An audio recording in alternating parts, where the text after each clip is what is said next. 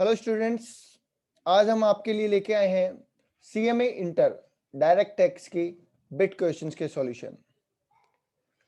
इस क्वेश्चन को करने से पहले मैं आपको दो बातें बता दूं। पहली बात कि इस बिट क्वेश्चंस में कई क्वेश्चन ऐसे हैं जो आपके आउट ऑफ सिलेबस है। ऐसा क्यों है? वो इसलिए कि इसमें कुछ क्वेश्चन ऐसे हैं जो 2012 के सिलेबस के हैं और वो टॉपिक आपके 2016 के सिलेबस में हट चुके हैं। ठीक है, तो जहां जहां पे ऐसे क्वेश्चन आएंगे जो आपके सिलेबस से बाहर है वो मैं आपको बता दूंगा। फिर भी क्योंकि बिट क्वेश्चन में है तो हमें उनको करना है। First thing. सेकंड थिंग, कुछ क्वेश्चंस के आंसर यहाँ पे गलत है। गलत क्यों है? क्योंकि उनमें अमेंडमेंट हो चुका है और इसमें जो आंसर है वो पुराने ही है। तो वो भी आपको ये बता दिए जाएंगे कि कौन से क्वेश्चन पुराने हैं और उनके आंसर में क्या चेंज है। ओके, अब यहाँ पे हम क्या करेंगे? यहाँ पे हम हर क्वेश्चन का सॉल्यूशन करेंगे और उसमें जो लॉजिक होगा वो आपको बता दिया जाएगा, और जिनमें लॉजिक की जरूरत नहीं है, सीधे सेक्शन पूछा है या नाम याद करना है, उसमें आपको डायरेक्टली नाम याद करना है। ओके, तो चलिए शुरू करते हैं।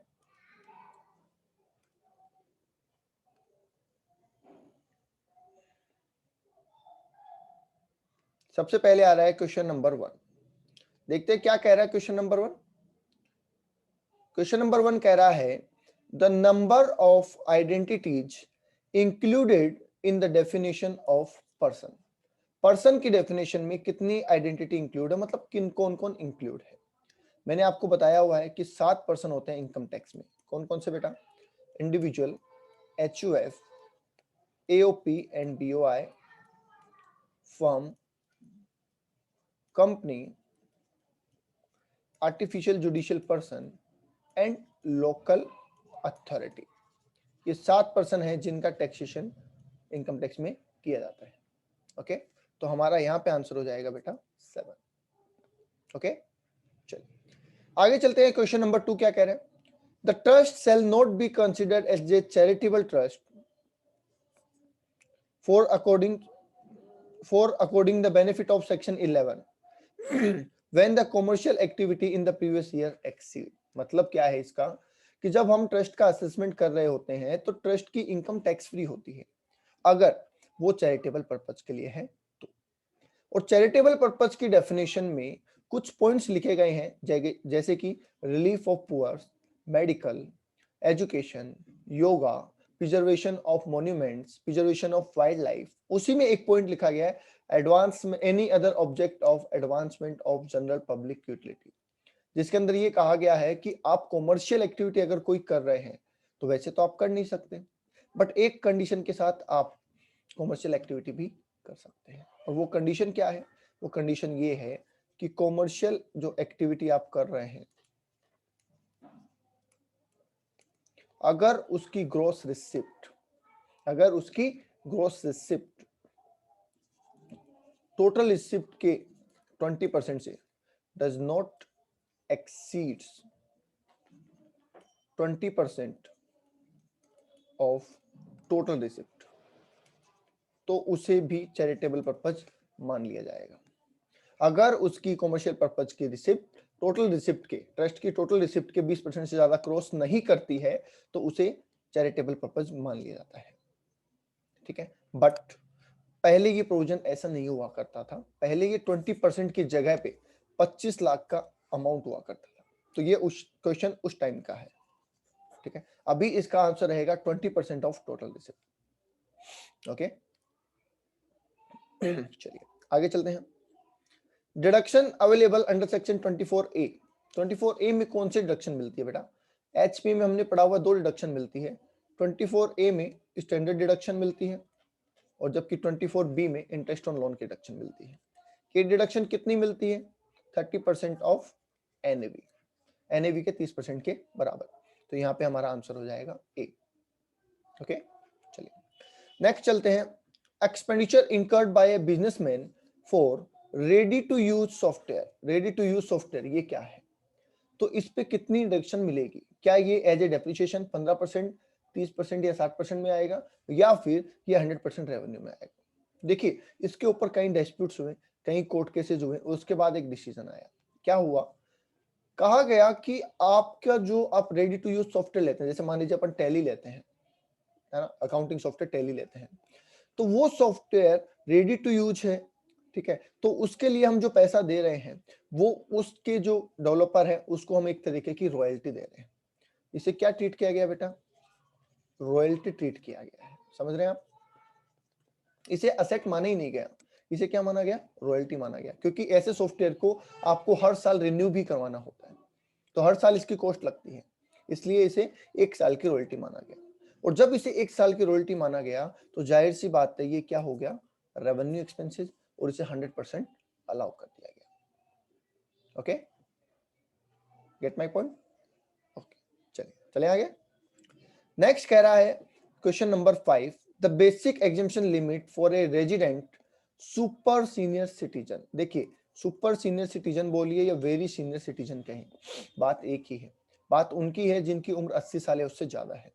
तो उनके लिए बेसिक एग्जेम्पशन लिमिट क्या है? इसका मतलब कितने अमाउंट तक उन पे टैक्स चार्ज नहीं होता है। तो आपने पढ़ा हुआ है, बिलो 60 वालों के लिए क्या होता है 2.5 लाख, 60 और मोर वालों के लिए 3 लाख, और 80 और मोर वालों के लिए 5 लाख। वहां तक कोई टैक्स चार्ज नहीं होता है। ओके, चलिए क्वेश्चन नंबर 6 में आ जाते हैं। क्वेश्चन नंबर 6 क्या कह रहे हैं? तो क्वेश्चन नंबर 6 कह रहे थे provision relating to the interest on delay payment of refund. मतलब यहाँ पे बेटा इनकम टैक्स रिफंड की बात चल रही है, ठीक है, कि अगर हमारा इनकम टैक्स में रिफंड बनता है तो वो हमें मिलेगा, और अगर वो रिफंड लेट हुआ तो उस पर हमें इंटरेस्ट भी मिलेगा अंडर सेक्शन 24A। ऐसा हमने पढ़ा हुआ है, ठीक है, कहाँ पे? असेसमेंट प्रोसीजर का जो हमारा चैप्टर है इंटर में, उसमें हमने पढ़ा हुआ है, ठीक है। तो यहाँ पे यही पूछा है कि ये वाला जो इंटरेस्ट मिलेगा आपको, ये कौन से सेक्शन में कवर होता है? तो बेटा आंसर हो जाएगा 244A। ओके, चलिए, तो ये सेक्शंस आपको याद रखने हैं। एडवांस टैक्स के 234A, B, C, D, E और F, ये सेक्शंस तो आपको डेफिनेटली याद होने चाहिए, जिसमें एडवांस टैक्स आ जाता है, रिटर्न लेट फाइलिंग आ जाता है, TDS TCS की रिटर्न आ जाती है और ठीक है, और उसी चैप्टर में सेक्शन 244A भी दे रखा है, तो ये हमें ध्यान रखना है। आगे आ जाते हैं क्वेश्चन नंबर 7 के ऊपर। क्वेश्चन नंबर 7 क्या कह रहा है? Which of the following can be corrected while processing the return. आइए, प्रोसेसिंग ऑफ रिटर्न कहाँ होती है बेटा? CPC बेंगलोर में होती है। बताया वो आपको कि जितनी भी रिटर्न फाइल होती है सारी बेंगलोर जाती है CPC, और वहां पे 143 में आपको फिर क्या भेजा जाता है? इंटीमेशन। 143(1) में आपको इंटीमेशन भेजा जाता है कि हमें आपकी रिटर्न मिल गई है, हमने उसे प्रोसेस कर लिया है। और जब ये रिटर्न यहाँ प्रोसेस होती है तो दो चीजें इसमें ठीक की जाती है, जिसमें पहला होता है बेटा अर्थमेटिकल एरर, और दूसरा होता है इनकरेक्ट क्लेम। याद होगा आपको, मैंने आपको पढ़ाया था। तो यहां पे हमसे पूछा गया कि कौन सी चीज ठीक की जाएगी। पहला ऑप्शन है any arithmetical error in the return, तो पहला ही आंसर हो जाएगा, यस, अर्थमेटिकल एरर को यहाँ पे ठीक किया जाता है। ओके,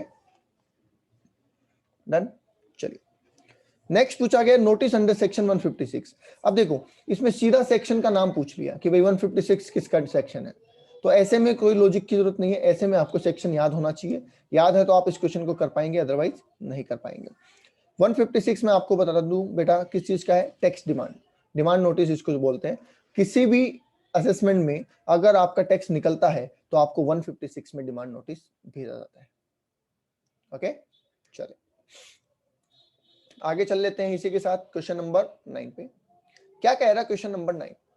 क्वेश्चन नंबर 9 कह रहा है as per section 271H where a person fails to file statement of TDS and TCS on or before the due date of prescribed in this regard, then he shall be liable for a penalty। कितनी penalty उस पर लगेगी ये पूछा है, और कितनी? Maximum पूछी है, मिनिमम नहीं, मैक्सिमम। कई पेनल्टी में मिनिमम और मैक्सिमम दोनों अमाउंट होता है, डिपेंड करता है हमसे क्या पूछा है, ठीक है। देखो बेटा 234E हमने पढ़ा हुआ है, जो कि फीस है late filing of TDS return के लिए, लेट फीस जिसको हम बोलते हैं, ठीक है। इसके अलावा 271H है जो कि पेनल्टी की बात करता है, ठीक है। फीस हमने पढ़ी हुई है, पेनल्टी भी हमने पढ़ी हुई है, जिसमें क्या कहा हुआ है? 10,000 रुपए मिनिमम और 1 लाख रुपए मैक्सिमम। 10,000 रुपए मिनिमम और 1 लाख रुपए मैक्सिमम फीस है। पर ये जो पेनल्टी है, सॉरी, और ये जो पेनल्टी है ये टीडीएस और टीसीएस के अमाउंट से ज्यादा नहीं होनी चाहिए, मतलब जितने का मैटर है उससे ज्यादा अमाउंट नहीं होना चाहिए। तो ऑप्शन देख लेते हैं। एक ही ऑप्शन है 1 लाख वाला, और वो भी उसके साथ कि 1 lakh but does not exceeding the amount of TDS and TCS. तो ए हमारा सही आंसर हो जाएगा। ओके, आगे चल लेते हैं। The threshold limit for equalisation levy. बेटा इक्वलाइजेशन लेवी हमने बीएनपी में पढ़ा हुआ है, ठीक है, अपने नोट्स के भी लास्ट पेज पे लिखा हुआ है।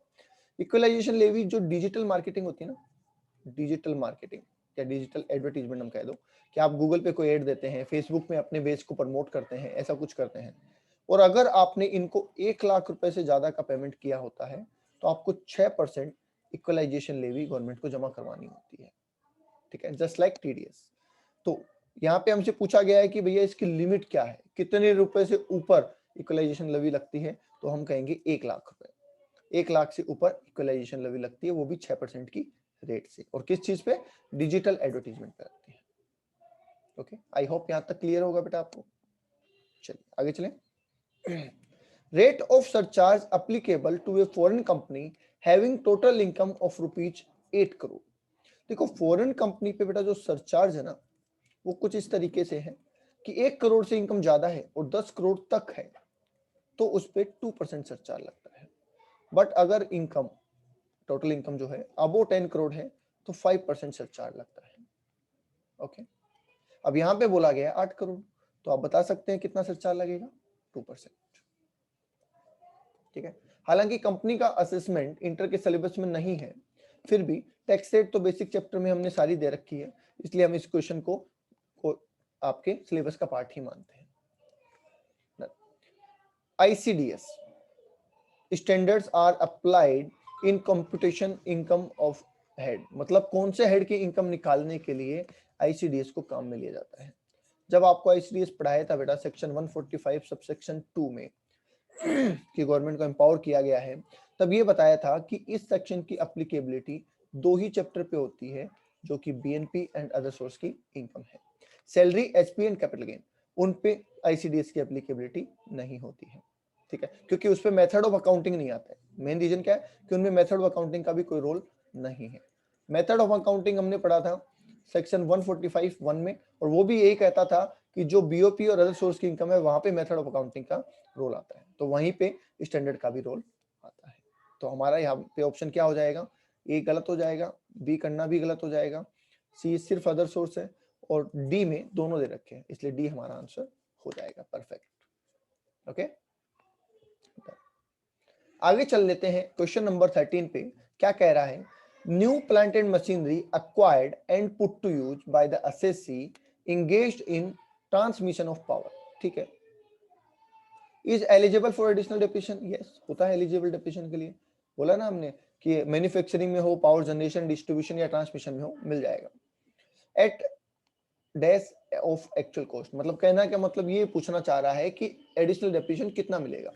तो भैया देखो एडिशनल डेप्रिसिएशन मिलने की 2 कंडीशन है हमारी, 2 रेट है। 20% अगर आपकी फैक्ट्री कहीं अदर जगह पे है, और 35% अगर आपकी फैक्ट्री ABTB में है, आंध्र प्रदेश, बिहार, तेलंगाना और वेस्ट बंगाल अगर यहाँ पे है, तो 35%, अदरवाइज 25%। इसमें वो भी कंडीशन आती है कि अगर 180 दिन से ज्यादा है तो फुल है, 80 दिन और मोर है तो फुल है, और 180 दिन से कम है तो हाफ है। हमें यहाँ फुल और हाफ का कोई दे नहीं रखा, बस रेट्स दे रखी है। तो बेटा 35% का ऑप्शन है नहीं, क्योंकि फैक्ट्री की लोकेशन नहीं है, तो हम क्या आंसर करेंगे, 20%, क्योंकि जनरल रेट 20% है। 35 तभी है जब 4 बैकवर्ड स्टेट में आपकी फैक्ट्री एस्टेब्लिश्ड हो। ओके, चलिए क्वेश्चन नंबर 14 पे आ जाते हैं। क्वेश्चन नंबर 14 क्या कह रहा है, ये ध्यान से सुनो। Maximum amount of exemption available in respect of amount received under VRS, voluntary retirement scheme में जो अमाउंट मिलता है उसकी जब हम कैलकुलेशन करते हैं तो हम बोलते हैं ना least of the following exempted, तो उसमें जो मैक्सिमम वाला कॉलम है उसमें कितना अमाउंट आता है, ठीक है। तो ये मैंने आपको सीधा सिंपल बताया हुआ बेटा, 5 लाख। अब देखो जब आप एग्जाम में क्वेश्चन लिख रहे हो तो थोड़ा सा दिमाग का भी इस्तेमाल एक्स्ट्रा करना है, सिर्फ प्रोविजन के ऊपर नहीं, आंसर का तरीका कैसे होता है। देखो हमने जितनी भी जगह ये लिमिट पढ़ी है ना मैक्सिमम वाली, तो या तो 3 लाख पड़ी है लीव इंकेशमेंट के अंदर, या सब जगह पे 5 लाख पड़ी है, और या ग्रेच्युटी में 20 लाख रुपए पड़ी है। बताओ क्या 3 ही लिमिट पड़ी है हमने? 3 लाख, 5 लाख और 20 लाख। ये वाली ग्रेच्युटी में पड़ी है बेटा, ये हमने लीव इनकेसमेंट में पड़ी है, और बाकी सब में 5 लाख है, चाहे वो रिटेंचमेंट है चाहे वो वीआरएस है। समझ रहे बात को? तो इसका मतलब अब यहाँ के ऑप्शन देखेंगे आप 2 लाख 4 लाख, ये ऑप्शन तो कहीं है ही नहीं। अगर एग्जाम में फंस भी जाओ तो ये ध्यान रखना 2 और 4 लाख की तो कहीं लिमिट है ही नहीं, बचे 3 लाख और 5 लाख। 3 लाख सिर्फ लीव इनकेसमेंट में है, तो हमारा आंसर क्या है? 5 लाख। तो आप इसको ऐसे भी कर सकते हैं। ओके, चलिए आगे चलें। क्वेश्चन नंबर 15 पे आते हैं। क्या कह रहा है? An individual can claim deduction from his gross total income in respect of expenditure for medical treatment of a dependent being a person with disability up to maximum। 3 बातें ध्यान रखने वाली है। पहला तो डिपेंडेंट है, डिसेबल्ड है, और उसके लिए मेडिकल ट्रीटमेंट की मैक्सिमम डिडक्शन पूछी है।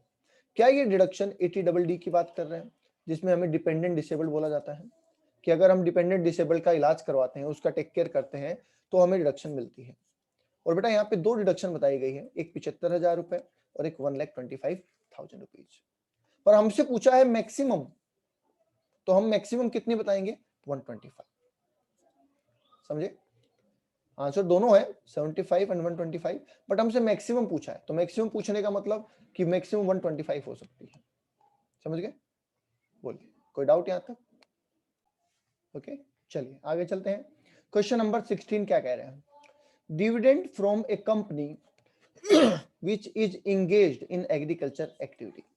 ऐसी कंपनी से डिविडेंड मिला है जो एग्रीकल्चर एक्टिविटी में है। अब देखो ध्यान से समझना, ये बड़ा अच्छा क्वेश्चन है कि हमें एग्रीकल्चर कंपनी, जो भी मतलब कंपनी है वो एग्रीकल्चर एक्टिविटी करते हैं, उससे हमें पैसा मिलता है।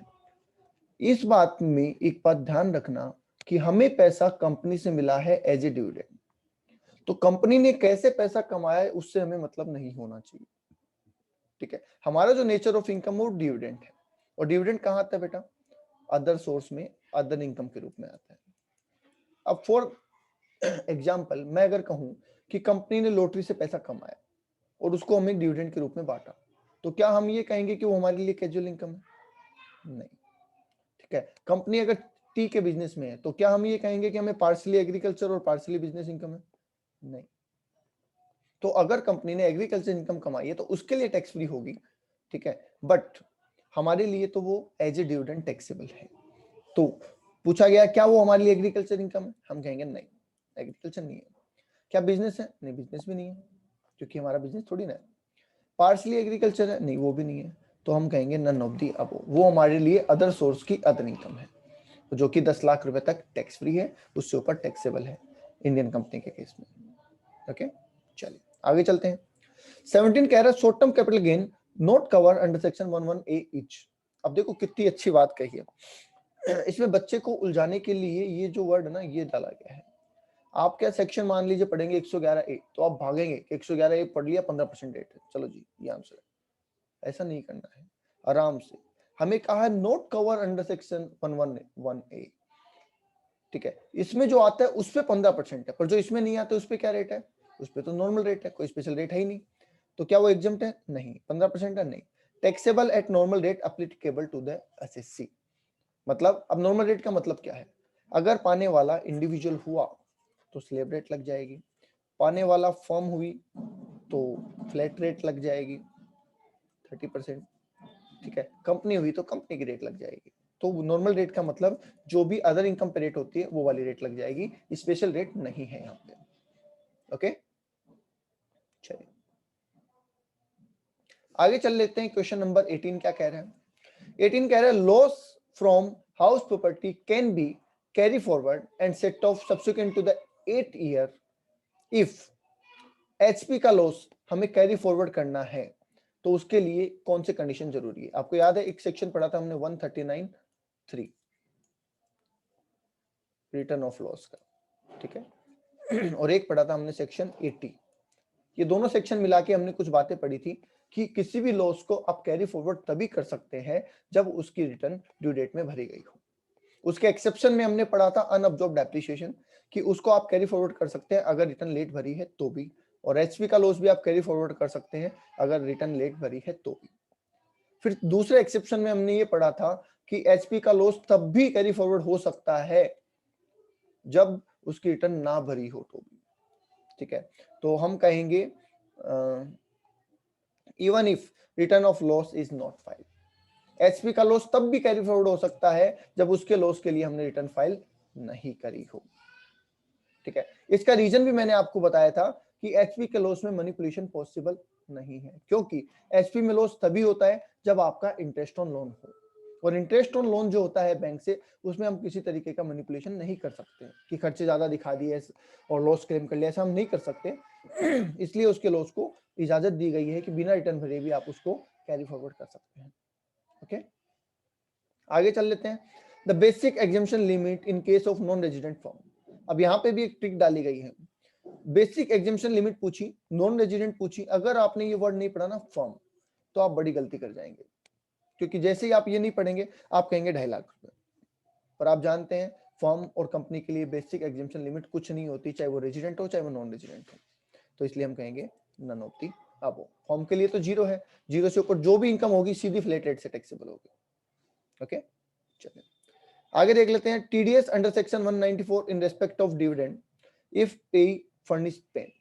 देखिए, अगर आप पेन नंबर फर्निश्ड करते हैं तो नॉर्मल रेट जो भी टीडीएस की है वो लगती है, और अगर आप पेन नंबर फर्निश्ड नहीं करते हैं तो 20% और 30%, कुछ केस में 30% है, जैसे 192A है तो वहां पे 30% है और बाकी में 20% है, ठीक है। पर यहाँ पे तो कहा गया है कि इन्होंने पेन फर्निश्ड किया है तो नॉर्मल रेट लगा दो, और 194 की नॉर्मल रेट क्या है बेटा, 10% है, तो 10% लगा दो, दैट्स इट, ठीक है। आगे चल लेते हैं। क्वेश्चन नंबर 21 क्या कह रहा है? क्वेश्चन नंबर 21 ये देखिए, टैक्स लायबिलिटी निकालने का क्वेश्चन है। Tax payable by a resident individual, ये बात ध्यान रखना, इनसे बहुत फर्क पड़ता है टैक्स के क्वेश्चन पे। If the long term capital gain 2,60,000 but has no other income, सिर्फ और सिर्फ एलटीसीजी है। अब यहाँ पे एक ही मुद्दा है, और वो ये कि क्या एलटीसीजी में से बेसिक एग्जम्पशन लिमिट का फायदा मिलता है? तो हम कहेंगे यस, एलटीसीजी में बेसिक एग्जम्पशन लिमिट का फायदा मिलता है। तो बेसिक एग्जम्पशन लिमिट तो हम पहले लेस करेंगे क्योंकि वो तो टैक्स फ्री है, जो बचेगा उस पे एलटीसीजी वाली रेट लगा देंगे। तो बेटा टोटल इनकम है 2,60,000 एलटीसीजी से, जिसमें से 2.5 लाख रुपए टैक्स फ्री है, तो बच गए कितने, 10,000। अब इस पे लगेगा सीधा एलटीसीजी की रेट 112 में जो दे रखी है 20%, और प्लस लगेगा इस पे एचईसी, तो हो जाएगा 2,000 प्लस एचईसी। ऑप्शन कोई भी नहीं है तो हम कर देंगे नन ऑफ दी अबव। समझ गए? बेसिक एग्जम्पशन लिमिट का फायदा मिलता है एचटीसीजी 111 है और एलटीसीजी 112 में भी, कैजुअल इनकम में नहीं मिलता है, ठीक है। आगे लिखा है winning from lottery 50,000, expenses incurred to earn such income ₹5,000, तो टैक्सेबल इनकम कितनी होगी? लॉटरी लगी 50,000 की, कमाने में खर्चा हुआ 5,000 का, तो इनकम में हम 45,000 जोड़ेंगे या 50,000, ये पूछना चाहते हैं।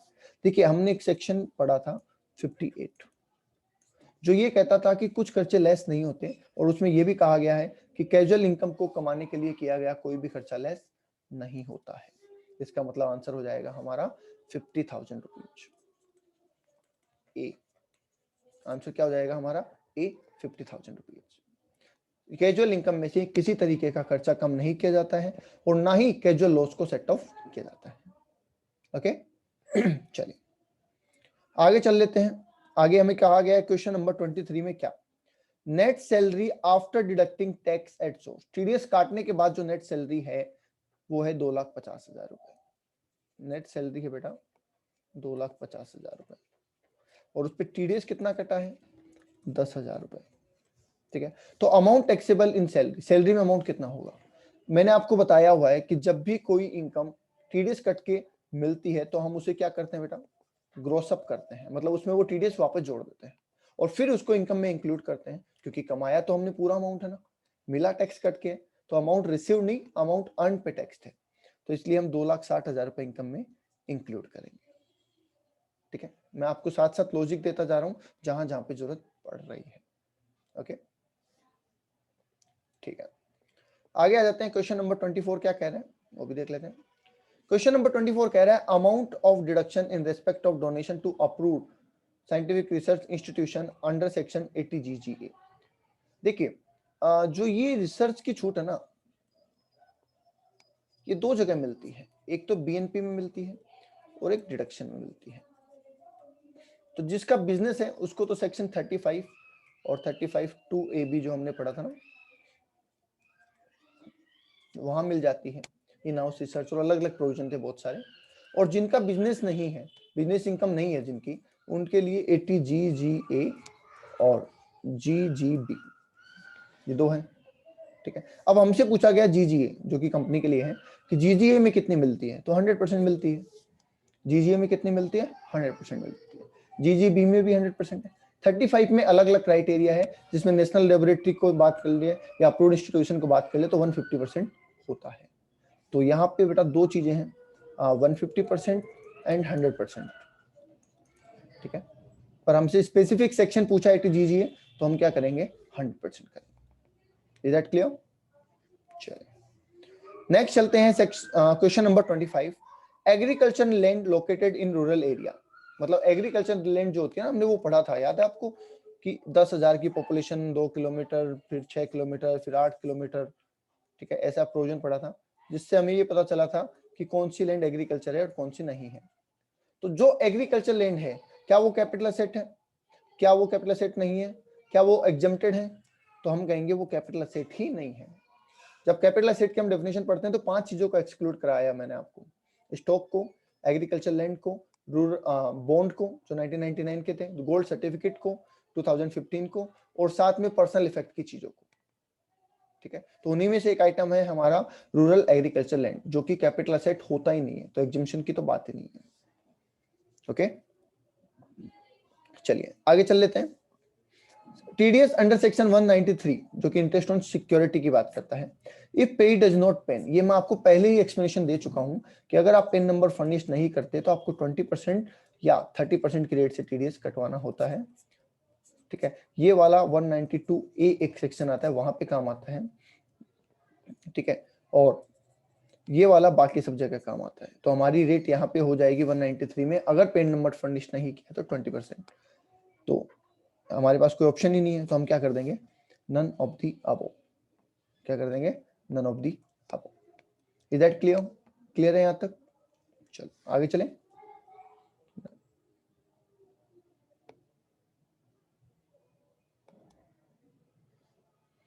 चलिए आगे हमसे पूछा गया है क्या, the income of public charitable trust under section 12A is, 12A में जो ट्रस्ट आते हैं उनके ऊपर टैक्स रेट क्या है।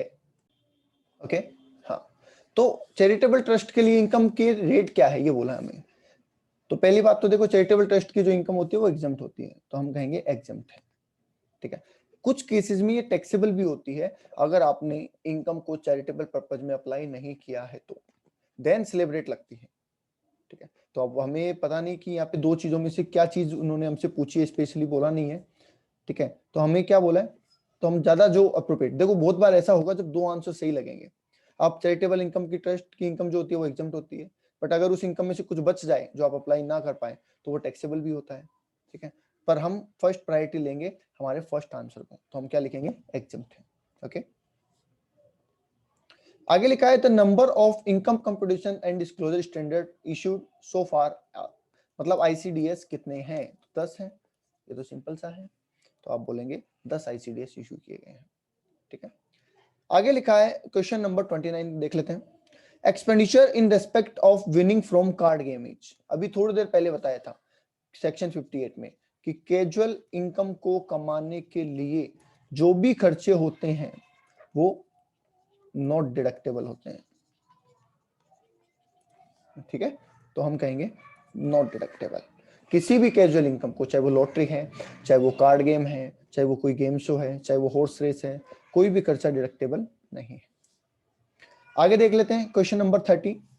Tax payable by a non resident, कौन है, non resident individual, if he has long term capital gain of ₹2,60,000 but has no other income. ऐसा जस्ट एक क्वेश्चन अभी हम करके आए हैं, पर वो क्वेश्चन था रेजिडेंट इंडिविजुअल का, और ये है नॉन रेजिडेंट इंडिविजुअल का। तो आपको बता दें कि जो नॉन रेजिडेंट इंडिविजुअल होते हैं उनको 2.5 लाख रुपए की एग्जिम्पशन तो मिलती है, 2.5 लाख रुपए की बेसिक एग्जिम्पशन लिमिट तो मिलती है, पर वो लिमिट स्पेशल इनकम में से नहीं मिलती है, स्पेशल रेटेड जो इनकम है उनमें से नहीं मिलती है। ठीक है, इसका मतलब एलटीसीजी में से नॉन रेजिडेंट को 2.5 लाख की छूट नहीं मिलेगी। तो ये पूरा 20% की रेट से मतलब कि 52,000 रुपए टैक्सेबल होगा, प्लस HEC 4% भी इसमें ऐड होगा। तो हमारे लिए ऑप्शन क्या हो जाएगा, सी ठीक हो जाएगा कि 52,000 प्लस 4% HEC। ओके, चलिए आगे देख लेते हैं। क्वेश्चन नंबर 31 क्या कह रहा है? क्वेश्चन नंबर 31 देखो, stake money on owing and maintaining horse race 70,000 and expenses incur 20,000, तो टैक्सेबल इनकम कितनी होगी? यहां पे एक बात मैं क्लियर कर दूं, हॉर्स रेस में पैसा लगाना कैजुअल इनकम में आता है, पर owing maintaining of horse for race casual income में नहीं आता है। यहाँ पे जो बंदा घोड़ों का रख रखाव कर रहा है, उनका मेंटेनेंस कर रहा है, वो कोई गैम्बलिंग नहीं कर रहा है, वो तो अपना काम कर रहा है, तो उसके लिए तो वो एक जस्ट एक्टिविटी है। ठीक है, तो हम कहेंगे 70,000 रुपए उसकी रिसिप्ट है, 20,000 रुपए उसका खर्चा है।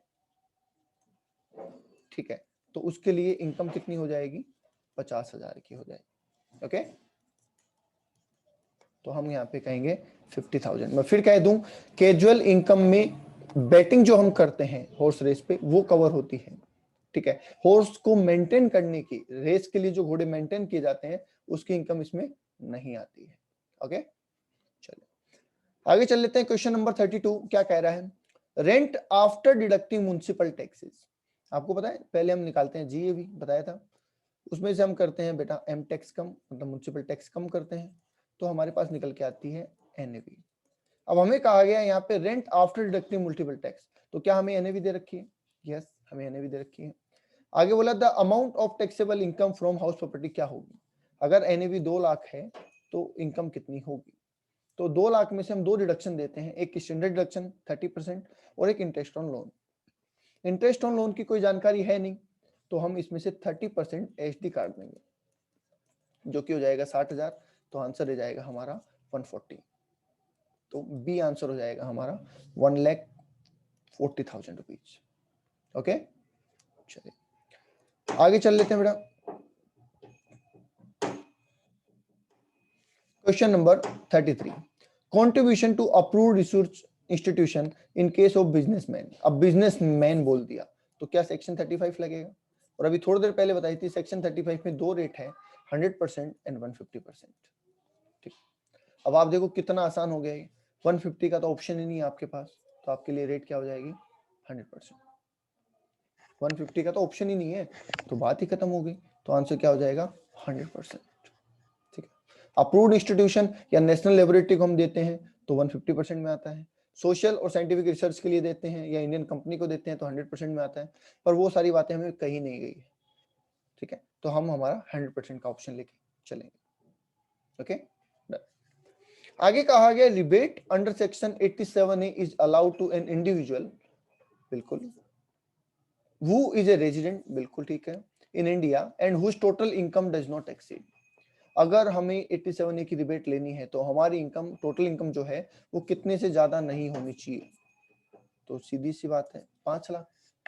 टोटल इनकम 5 लाख से ज्यादा नहीं होनी चाहिए, तो ही हम ये रिबेट ले सकते हैं। पहले ये इनकम 3.5 लाख हुआ करती थी और अभी 5 लाख हो गई है, तो 5 लाख तक की अगर आपकी इनकम है तो ही आप 87A की रिबेट ले सकते हैं, अदरवाइज आप 87A की रिबेट क्लेम नहीं कर सकते।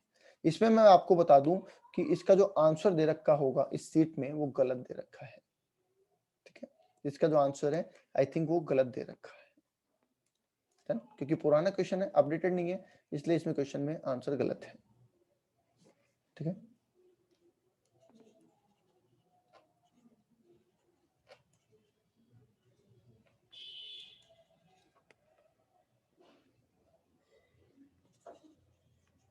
ठीक है, चलिए आज का आखिरी क्वेश्चन कर रहे हैं, क्वेश्चन नंबर 35। आज का आखिरी क्वेश्चन कर रहे हैं, क्वेश्चन नंबर 35। क्या कह रहा है? The payment under Bhopal gas leak disaster, जो भोपाल गैस कांड हुआ था उसमें जिनको मुआवजा मिला या जो पैसा मिला वो क्या होगा, उसका टैक्स ट्रीटमेंट क्या होगा? तो बेटा वो टोटली टैक्स फ्री है, वो टोटली टैक्स फ्री है। ये बहुत पुराना केस, आई थिंक 1992 का केस है, तो ये टोटली टैक्स फ्री है। उसके बाद इसमें कुछ चेंजेस भी किए हैं इसके रिगार्डिंग, मतलब ऐसा कोई भी अगर होता है तो उसमें मिलने वाला पैसा टैक्स फ्री ही होता है। तो ये आपके लिए टोटली एक्सेप्ट है। ओके, आई होप आपके कई डाउट्स क्लियर हो गए होंगे और आपको ये क्वेश्चन करने में हेल्प हुई होगी। ठीक है, तो अगर वीडियो अच्छा लगे तो लाइक कर देना और नेक्स्ट वीडियो के लिए हमारे चैनल को सब्सक्राइब कर लेना और अपने दोस्तों को भी फॉरवर्ड करिए ताकि उनका भी कुछ फायदा हो सके। आज के लिए इतना ही, थैंक यू।